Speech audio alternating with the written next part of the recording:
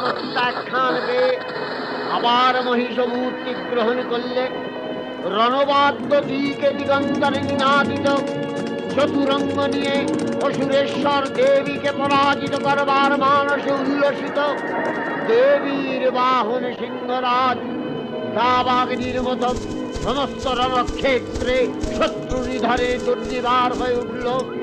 নানা প্রহরণধারিণী দেবী দুর্গা মধুপান বিস্তার করলে।